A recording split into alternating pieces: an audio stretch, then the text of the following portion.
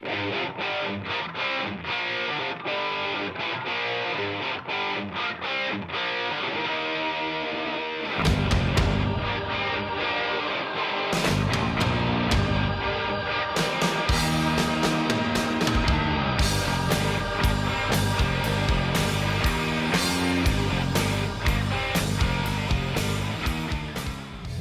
everybody, Mark over here at Twanger's Turntable. I hope you're all doing well. Thanks for tuning into my channel. If you're new to my channel, hope you find something you dig. You'll stick around. Just a bit of an introduction. I dig hard rock, metal primarily, but I listen to a lot of different genres. Today, I am just sharing some new stuff that I picked up. You can catch on my other videos. I have some playlists below. I do a lot of shorts and stuff like that. Like I say, I hope you find something you'll dig. If you're returning, you know all that already, so thanks very much. I appreciate your support throughout these, it's coming up on 5 years. Wow, man, can't believe it.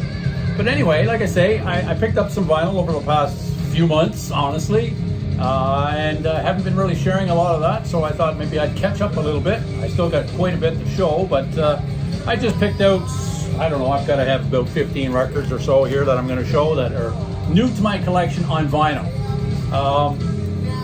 Pretty much all of them I've had, not all of them, there's a few exceptions, but most of them I've had on other formats, whether it be way back in the day on cassette, usually blank cassettes, copied for me by buddies of mine back in the day, or I've had them on CD or something like that.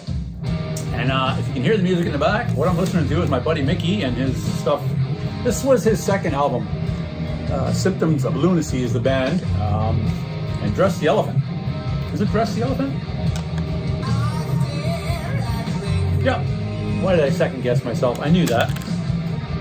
If you've not been over to Mickey's channel, fantastic guitar player, and does some of his own videos, content. Not as much as he used to, but hey, that's life, man. We all go through that. So, but yeah, fantastic guitar player. I really dig. I've got his other album there, Hello My Brother. So, hello my brother, Mickey. If you're seeing this, hope you're doing well, buddy. Yeah, so I'm just spinning some tunes in the background there. Out of these records I picked up, there was one little single inside one of them that I don't think was meant to be there. But it's Brothers in Arms, Dire Straits, just a single. Mark Knopfler, for those who are not familiar. Dire Straits, Sultans of Swing, probably be the big one. That was kind of my wheelhouse. I know they did a more popular one, including Brothers in Arms, which I think was, what the hell was it called? I don't even know what it's called. But this one, the single contains, yeah, Brothers in Arms. It's a single, and it's backed by the Mist-Covered Mountains. So, yeah. Can't believe I'm drawing a blank on that big popular tune they had, but Money for Nothing. That's what it was, Money for Nothing. Anyway, to get what I picked up, let's go to it. So I've got most of the stuff that Dio has put out. There's still another one I don't have of his time with Elf. But I've got his Rainbow stuff. I've got most of his solo stuff, his Sabbath stuff. But I didn't have this one on vinyl. I finally picked this one up, Dream Evil. So this is the one he released in '87. I think it's the only one that had Goldie on it. Craig Goldie. He was formerly in what's it called? Jeffria? I don't know. Before that, Rough Cut. But yeah, it's still got Claude Schnell on keyboards and Vinny Appice on drums. Appice, however you want to say it. Fantastic album. Any of the Dio stuff. And by the late 80s, I was kind of out of the old hair metal scene. I kind of grown tired of it, to be honest with you. I wasn't a big fan of a lot of those bands. I'd moved on to other stuff that moved the meter more for me. It was maybe a little heavier. So I remember this band, but I don't remember hearing much from them. I know I heard it, but it's pretty good. It's better than I remember, put it that way. And it's Britney Fox. And this is '89, I think. No, 1988. 1988. This will be their debut. And probably for those who know Dora Pesch, Warlock, the drummer for this band is now playing with her. Johnny D. So, but yeah, it's a decent spin. So got that on vinyl. Here's one, probably the only other one I need by these guys. And need, I use that word loosely. It's not a need. I just saw it and I grabbed it because I remember when this one came out, actually. I remember it was quite popular. And then their follow-up I also have on vinyl, 7800 degrees Fahrenheit, but I never had this one on vinyl. So I saw it, I grabbed it. Probably best known for Runaway, She Don't Know Me. But yeah, it's, I saw it there, it was cheap, I grabbed it. It's in good shape actually, it's on that Mercury label.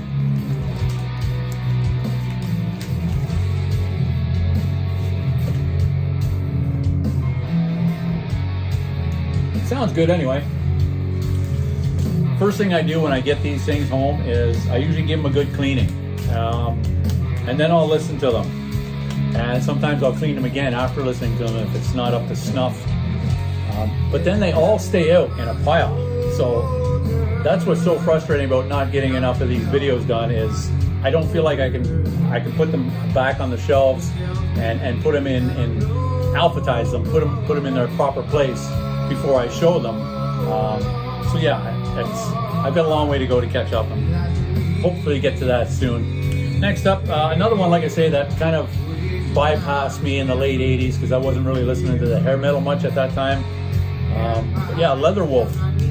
And I know they had one out prior to this, but I was never really, like I say, into them that bad. It's pretty good, but it's probably second or third tier of the hair metal type hard rock.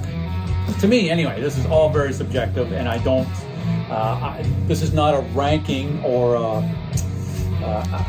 critique. I'm not. What's the right word? I'm not critiquing them. I mean, for anybody else, go and listen to the damn thing. I'm just saying. Yeah. I don't know what I'm trying to say. Except I like it. It's pretty good. But it's not in my top tier bands. So yeah, that's what I'm trying to say. Not doing a review. That's what the word I was looking for. I'm not reviewing these albums for anybody, yours truly, viewers. This is just stuff I picked up, and some of it I'm hearing for the first time. Here's a good example. I never heard of these guys, but it's decent. And they are called the Royal Court of China. The Royal Court of China, and it's called Geared and Primed. So I'd never heard of these guys.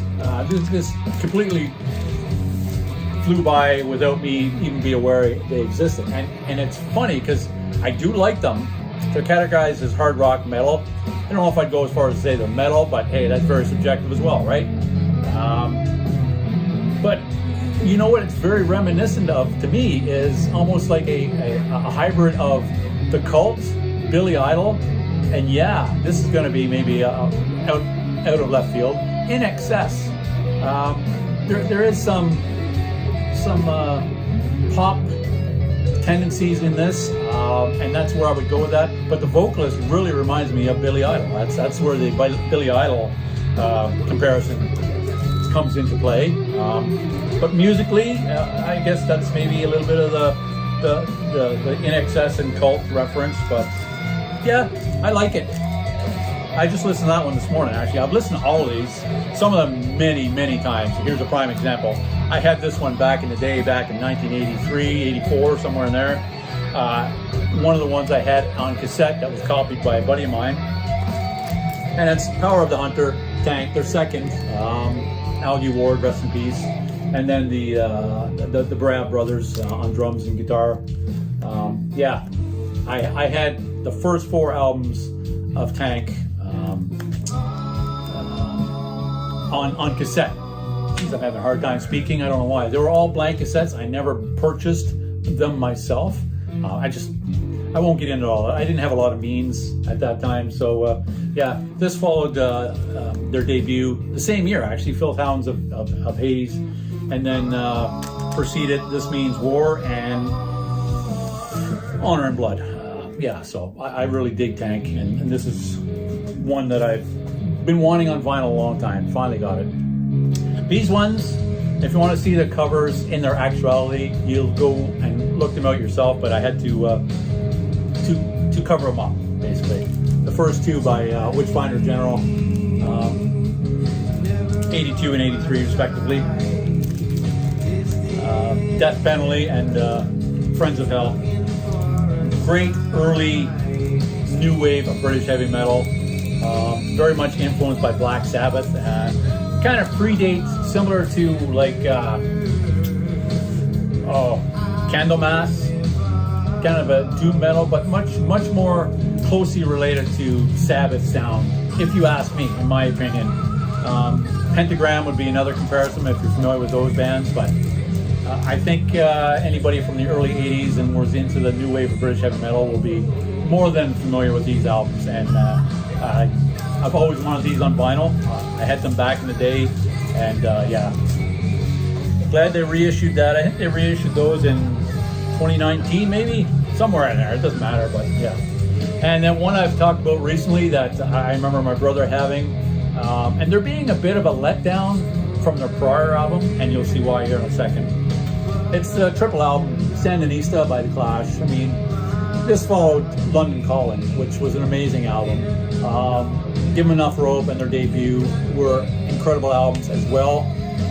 And then, of course, Combat Rock came after this. But I actually really like this. If there's one critique that it is really long. Like, I don't mind it though, just putting it on and listening to it for, there's 36 songs on here, but they're not long songs. It's just, I've wanted this on vinyl for a long time, so maybe I'm a bit of a recency bias as far as like, that's not fair to say, because I've known this its entire life. This came out in 1980, and I remember it coming out, my brother getting it, so I'm glad to finally have it on vinyl. So yeah, fully remastered. I get a kick at that 180 gram audiophile vinyl pressing.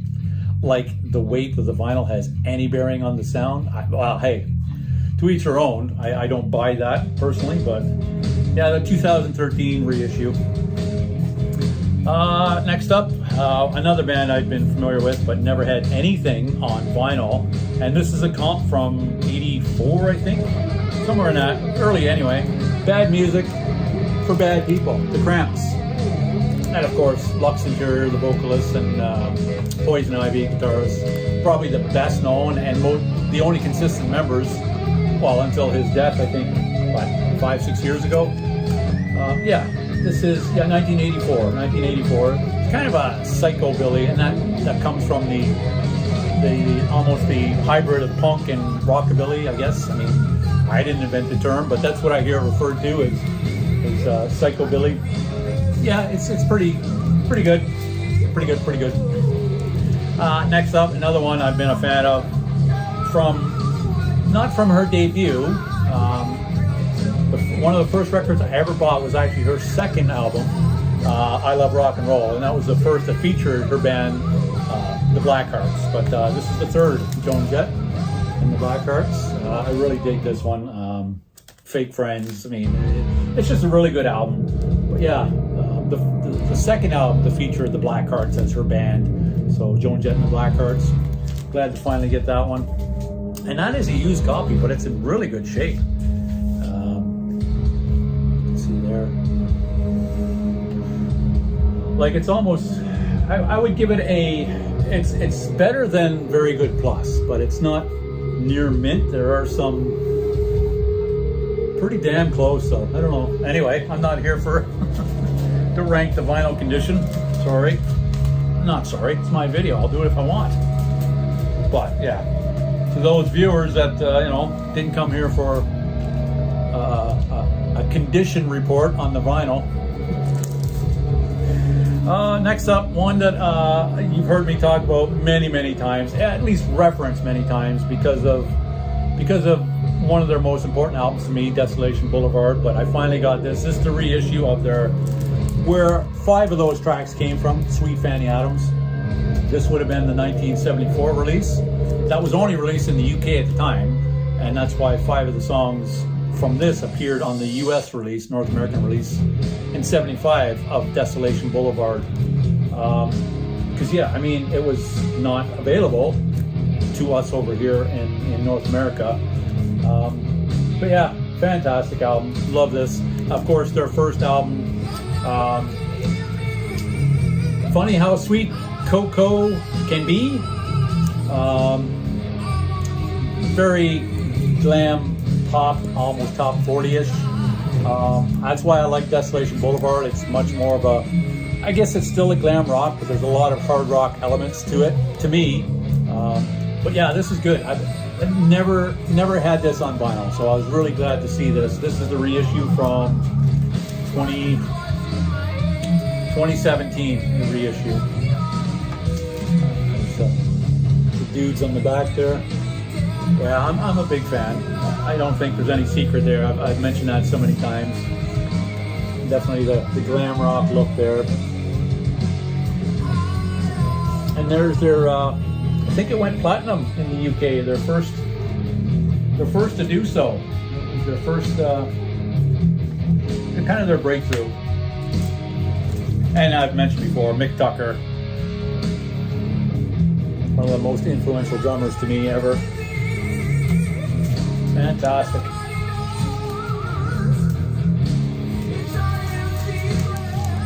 And one that maybe not quite so familiar to many outside of the Canadian borders where I reside, and they're certainly not hard rock or metal. They're, I don't even know what the hell you'd call them, but Winter Sleep is the band, and I bought this in 2007 on CD. We were doing a lot of driving at the time between, we were living in Alberta, we were driving down to Arizona, we had a place down there. So I picked this up on our travels. I think I picked it up at a Starbucks or something. They used to sell CDs, and I really dig it, still like it. So probably best known, they're a band out of Halifax here in Canada. Best known for Weighty Ghosts, Hey Hey, Have You Seen My Ghost? And then Oblivion. They also appeared on David Letterman during that sensation. They're 15 minutes or whatever. They're still around. I still dig them. I even had their follow-up to this, but I don't recall the name of it. But anyway, I don't have it in vinyl, so I'm glad to find that one. And then a couple to round out the end here. 3 here left, and 2 by the same band. This one I've known my whole life, 1976. This followed A Night at the Opera, of course. They're a big one with Bohemian Rhapsody. But I would give a bit of a nod to this one. For me, personally, I just love the track on here, White Man. It's just incredible track by Brian May. And then it's got Roger Taylor, another favorite drummer of mine, but he does on occasion sing, and he sings Drowse on here, another good tune, and Tie Your Mother Down. I mean, it's just somebody to love. It's a great album. Yeah, I think it's a, what's the word I'm looking for? It's a polarizing album. I think by this time some people had checked out of Queen. Even after A Night at the Opera, they checked out. They weren't big on the direction they were going. But for me, I mean, my brother had both of these. And yeah, I love it. I'm glad to get that one on vinyl. And then this one, probably even better for me, Sheer Heart Attack, the one that, this is their third, actually, 74. This is the big breakout album for Queen, I think. I mean, I wasn't there. I wasn't old enough to really appreciate Queen at the time. But I did like, what I heard. In fact, yeah, this is probably one that I didn't hear until later, to be honest with you. But fantastic. This is the first one to hit the top 20 in the US, North America. And yeah, Killer Queen, Now I'm Here, Brighton Rock. Probably, some would say, an early version or an early influencer to thrash metal. And Metallica, of course, covered Stone Cold Crazy on here. Fantastic. And then I'm going to round it all off, finish it up with one that I remember as a kid. Now this one doesn't, you wouldn't think this is in my wheelhouse at all, but I just remember it and really digging it. And I was very young, but I still dig it. The record's not in very good shape, but that one track I bought it for. And it's Bobby Gentry, Ode to Billy Joel. Billy Joel. Sounded like I said Billy Joel, but I didn't. It's an ode to Billy Joel. And this is like 68 or 67.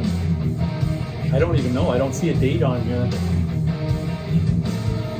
Maybe it's actually on the vinyl itself, on the label.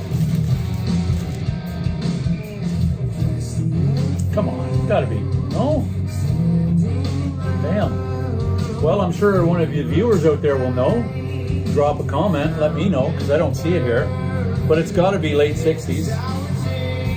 It's a song I remember like my entire life. Yeah, I really dig it, and I just saw it in the record shop one day and grabbed it. Ode to Billy Joe, and just really dig that song. Her voice, yeah, great stuff. Which, like I say, you wouldn't think is normally in my wheelhouse, but if you've been watching any of the videos I've been talking about, things that influence my listening, my developmental into what I listen to, hard rock, metal. There was a lot of things I listened to that wouldn't be necessarily part of that genre, but I dig it nonetheless. Bobby Gentry, Ode to Billy Joe. That's the last it. That's the last one. That's it. That's all I got for today. Like I say, I've got a stack there that I don't know if I can pause for a second. There, I've got a whole stack there to go through. That, like I say, until I get through them, I don't feel like I can catalog them properly and put them away, because that's just my my process. That's my process, man. Don't mess with the process. So I will be back to do some more of those whenever I get a chance. Summer's a busy time with grandkids and whatnot, so don't have a lot of time. I hope you dig the tunes in the back, and I hope you can hear them. But if you've not checked out anything by Mickey yet, good place to start. Check it out. He's on Bandcamp. Probably reach out to him via his own channel there and check him out.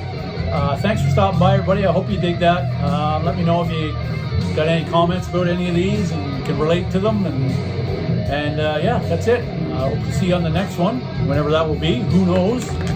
It'll be whenever I get around to it. But for now, that's it. Thanks, everyone. Take care. Enjoy the rest of your day. Cheers, everyone.